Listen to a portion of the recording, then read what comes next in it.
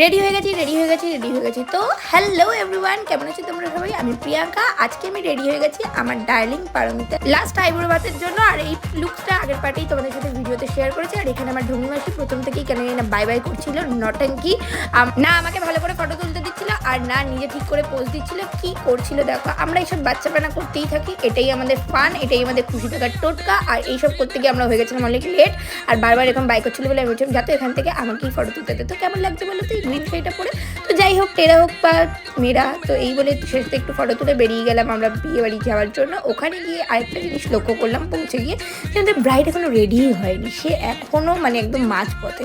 তো যাই হোক, তারপর তার দিদি আমি মিলে তাড়াতাড়ি একটু রেডি করলেও কিন্তু আমাদের ডার্লিং ছিল অলরাউন্ডার। সে নিজেই একা একা সেজে এত সুন্দর একটা লুকস ক্রিয়েট করেছিল। যদিও সে মেকআপ আর্টিস্ট বলে কথা, সুন্দর তো লাগতেই হয়। তার দুঃখী আত্মাকে দেখো কীরকম করছিল, লাস্টে পারমিতার চুলে মুভিটাই টেনে দিয়েছিল। তো যাই হোক, এখনো অনেক ফান বাকি, দেখাবো নেক্সট